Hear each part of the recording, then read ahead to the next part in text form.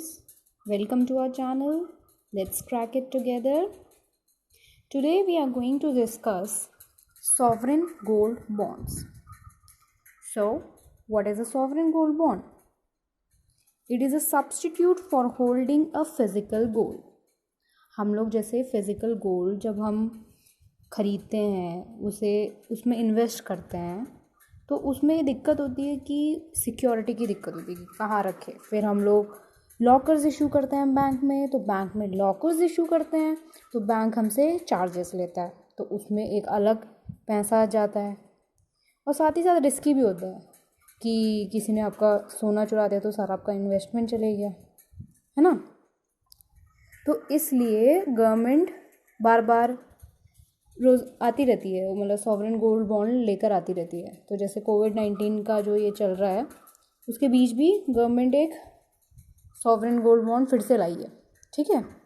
तो क्या होता है कि आरबीआई इशू करता है sovereign gold bond on behalf of government of India, ठीक है। And these bonds can be bought from post offices और बैंक्स, मतलब बैंक से भी आप खरीद सकते हैं, पोस्ट ऑफिस में जाके भी खरीद सकते हैं, या फिर they can also be bought through stock exchange platform. देखिए सॉवरेन गोल्ड बॉन्ड जैसे कि नाम है बॉन्ड, तो यानी ये स्टॉक एक्सचेंज प्लेटफॉर्म से भी खरीदा जा सकता है। क्योंकि ये स्टॉक एक्सचेंज प्लेटफॉर्म से खरीदा जा सकता है इसलिए these bonds can also be transferred यानी आप इसे खरीद बेच सकते हैं, किसी और इन्वेस्टर को बेच सकते हैं ऑन कि आपको लग रहा है कि प्राइस ऊपर जा रहा है, मार्केट ऊपर जा रहा है, नीचे जा रहा है। क्योंकि obviously sovereign gold bond just like gold की तरह ही है, उसका प्राइस भी गोल्ड की तरह, अगर गोल्ड का प्राइस ऊपर नीचे जाता है तो आप उसे खरीद और एक्सचेंज ट्रांसफ़र कर सकते हैं, ठीक है। इसके साथ साथ interest of 2.5% per annum on principal investment, मतलब गोल्ड बॉन्ड जो है इस पे 2.5% इंटरेस्ट आपको मिलता है पर एनम उसके प्रिंसिपल इन्वेस्टमेंट, मतलब जो आपका इनिशियल इन्वेस्टमेंट था जिस पे आपने ख़रीदा है उस पे, जैसे आपने 50 रुपये का ख़रीदा है, आई गेस 50 रुपीज़ ही मिनिमम होता है, उससे कम का आप ख़रीद नहीं सकते कि 100 रुपये, आप ये चेक कर लीजिएगा, ठीक है। तो 2.5% पर एनम उसके प्रिंसिपल इन्वेस्टमेंट पे आपको इंटरेस्ट मिलता है, ठीक है। अब interest on bond is taxable. अब ये जो इंटरेस्ट हमने इस इंटरेस्ट की बात करी, ये इंटरेस्ट टैक्सेबल है, मतलब इस पर टैक्स गवर्नमेंट लेती है, बट उसका जो कैपिटल गेन है इज़ एग्जेम्प्टेड फ्रॉम टैक्स। अब कैपिटल गेन क्या होता है?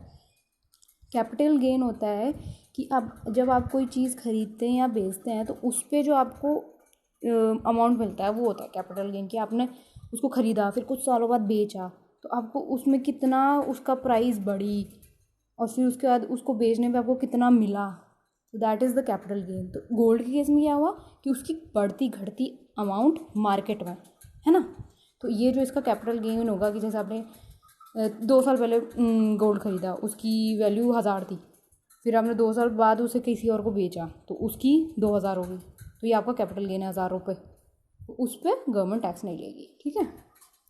These bonds can also be use as a collateral for availing loans from banks and NBFCs।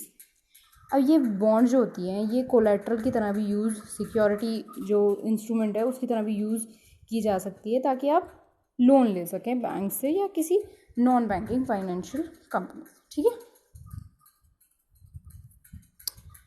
तो sovereign gold bond has a fixed tenure of 8 years but early redemption can also be done after 5th year।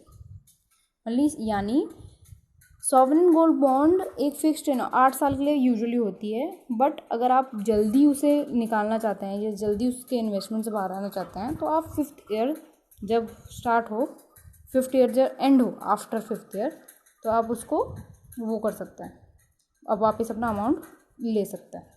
तो redemption का मतलब क्या हुआ? Redemption का मतलब हुआ कि हाँ जी मैंने 5 साल पहले ली थी तो फिर मैं अब वापस लेना चाहता हूँ इसे, तो जितना भी उस गोल्ड का अमाउंट अब हुआ होगा विद 2.5% इंटरेस्ट पर एनम, तो जो उस गोल्ड का अमाउंट आज मार्केट में होगा तो उतना आपको कैपिटल बैंक दे देगी, ठीक है।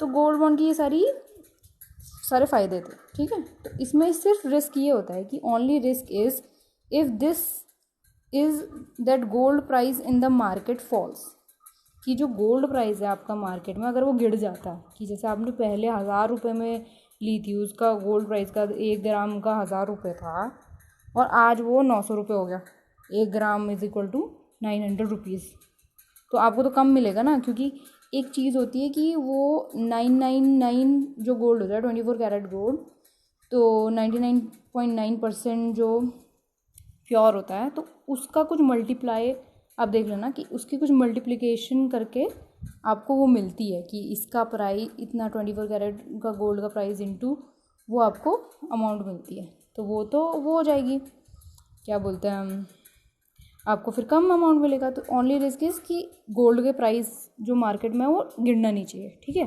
तो तभी उसे सेल करना है या तभी रिडेम्पशन करना जब प्राइस हाई हो, है ना।